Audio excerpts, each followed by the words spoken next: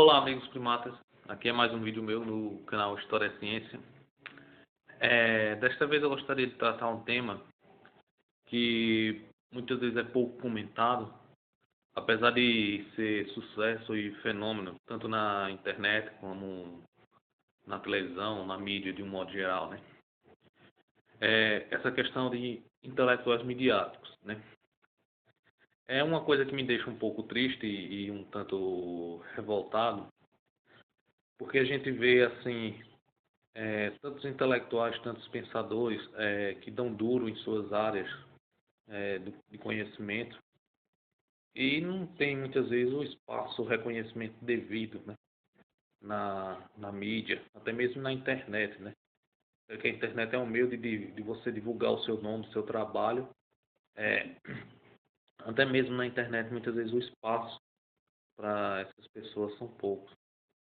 Por exemplo, no campo da matemática, tem um matemático muito bom chamado Dante. Ele tem escrito alguns livros pedagógicos, né? Os que eu vi foi mais para o segundo grau, ensino médio, mas eu creio que deva ter alguns para o ensino fundamental. Mas assim, eu não sou da área de matemática, mas pelo pouco que eu pude ver, ele é muito bom assim na explicação dele. Deu para mim entender muitas coisas que eu tinha dificuldade, né, em matemática, que em outros livros eu não conseguia entender. Mas não é um cara que você vê constantemente assim no rádio, televisão, na própria internet mesmo. É, a gente pega já no campo das ciências humanas, por exemplo, no campo da história aqui em Pernambuco, a gente tem grandes historiadores como Vanessa de Castro, José Murilo de Carvalho, tem o próprio Jorge Cabral, que fez foi um dos historiadores que apareceu na Câmara do Senado falando sobre a Revolução Pernambucana de 1817.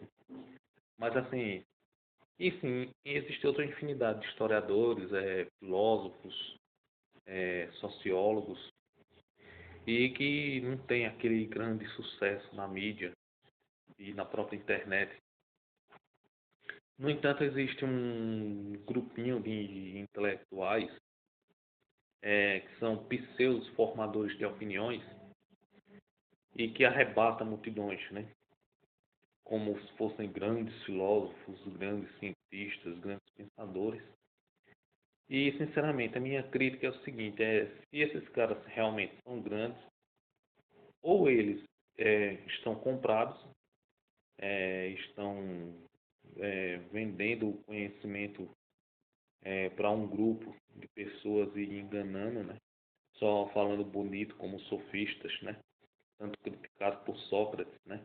Na Grécia Antiga, que era aqueles caras que falavam bonito, mas só sabiam cobrar pelo seu ensinamento mais do que o necessário, né?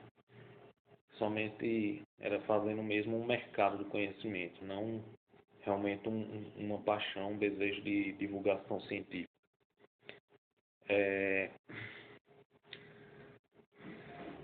Por exemplo, muito ultimamente a gente vê no Facebook, sempre tem postagens, né, no Twitter, Instagram, no YouTube, debates do grande filósofo Olavo de Carvalho. Assim, eu não cheguei a ler nenhum livro de Olavo de Carvalho, então eu tenho pouca autoridade para falar, mas pelos os vídeos que eu vi, se esse cara ele é tão inteligente assim, eu acho que ele é um cara que vendeu o conhecimento dele para algum grupo. Ou, sinceramente, ele não é inteligente e apenas o pessoal que não lê, não tem leitura, se apaixona pela forma bonita de falar, né? Porque um cara que vem falar mal da obra de Eric Hobsbawm, Nações e Nacionalismo, Era das Revoluções, Eras do Império, a Era do Capital, livros excelentes que pegam diferentes contextos históricos, diferentes épocas, diferentes nações, períodos, e você consegue fazer um trabalho histórico minucioso. E chegar um cara num dos vídeos dele dizer que ele não sabe de nada, o que ele está mentindo, qual é a prova que ele tem que ele está mentindo? O que ele está enganado? Será que ele fez uma abordagem histórica profunda sobre esse trabalho de Hobsbawm, porque no campo da história existem várias pesquisas. O historiador, ele não consegue abarcar tudo, então ele tem que especificar um campo. Então vamos lá, por exemplo, você trabalha a linha do Atlântico, né? Tráfico de escravos nas Américas. Aí vamos supor, você pega o Brasil, sim, mas aí você vai definir vários campos. Você vai definir a viagem dos escravos em si, ou você vai definir a vivência dos escravos aqui é, nas colônias, né? Aqui no Brasil, aí muitos ficam mais especificamente Pernambuco, outros Bahia, outros São Paulo. Ou seja, você vai fazendo um recorte, você estuda o todo, mas você acaba fazendo um recorte para se especializar numa área. Então, como é que um cara simplesmente diz que o outro está mentindo? Assim, será que ele realmente leu tudo que o outro leu? Será que ele leu tudo que Hobsbawm leu para poder chegar e afirmar que ele está mentindo ou que ele está enganado? Hoje virou uma moda muito comum que os cientistas, no caso agora no campo da física, como Kepler, Carl Sagan, né, que é físico e astrônomo, Neil deGrasse Tyson, né, que é o discípulo de Carl Sagan, Galileu, todos eles não só estavam enganados, como estavam mentindo, né? Palavras de Olavo de Carvalho, né, e de outros seguidores. Seguinte, antes mesmo de existir NASA, antes mesmo de existir qualquer coisa desse tipo, já existia observações científicas, né, pelo movimento, né, do Sol, onde o Sol se põe, onde o Sol nasce, né, a distância dos barcos em relação ao mar, né, a questão dos ventos, né, como todo um trabalho minucioso de o porquê a Terra não poderia ser plana, como é descrita, por exemplo, né, em Josué, na Bíblia, e em outras passagens também. Agora, lembrando, não é de demérito nenhum dos personagens bíblicos, porque naquela época não tinha conhecimento científico, né? Então, se o Sol ora estava num lugar e depois não estava mais, para a época era perfeitamente normal se imaginar que o Sol girasse. Mas a ciência começou a se desenvolver e viu que não era isso.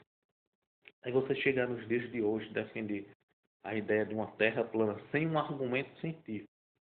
Porque logo quando surgiu esses vídeos eu disse, eu vou analisar, porque pode ter realmente alguma relevância científica, historicamente falando, muitas verdades científicas foram derrubadas. Essa pode ser, mas não tem nada de ciência, só falar que o outro está mentindo e põe a Bíblia no meio. A Bíblia é um livro religioso, você quer como um guia de preceitos espirituais, assim, para seguir. Não é um livro de ciência, para você querer questionar um argumento científico que o outro fez. Até porque, para quem acredita, né, essa questão de Deus, ele pode fazer do jeito que ele quiser, plana, redonda, então isso não interfere em nada. Pelo fato da ciência mostrar que a Terra é redonda e ela gira em torno do Sol, isso não interfere na existência ou não de Deus. Então, o que existe é um fanatismo religioso e um grupo de sofistas querendo dar uma de intelectuais espalhando pseudos-verdades na internet e formando um grupo de seguidores, gente que realmente não lê, não tem pesquisa histórica.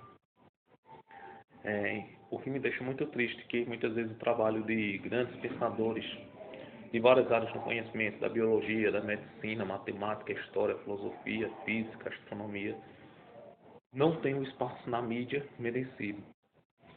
E muitas vezes quando aparece é aquela coisa bem reduzida assim. E esses intelectuais midiáticos, esses sofistas é que têm um espaço enorme na mídia. Então isso é uma coisa que me preocupa, é uma coisa que me deixa muito triste. E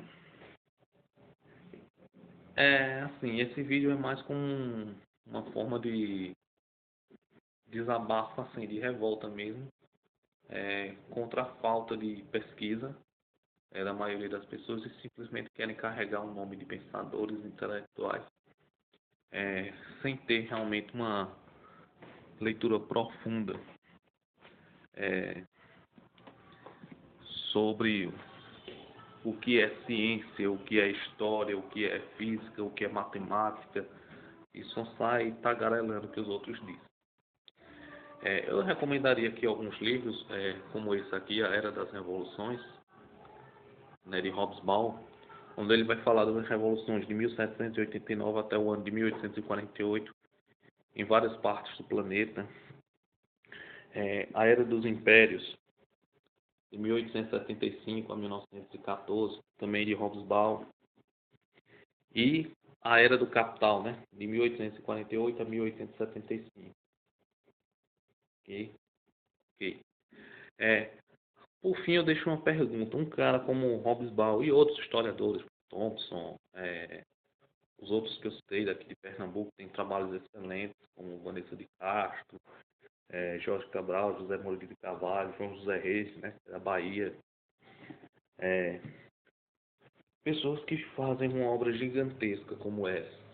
Um trabalho minucioso, porque quem leu, por exemplo, estou fazendo uma leitura mais detalhada sobre a Era das Revoluções, e li também Nações e Nacionalismo, de Hobsbawm. Quer dizer, ele fez um trabalho de períodos históricos diferentes, contextos históricos sociais diferentes, e deu uma explicação bem detalhada.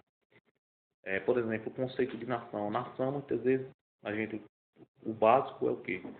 Um grupo de pessoas que falam a mesma língua, têm a mesma cultura, formam um Estado que posteriormente vai ser uma nação, né?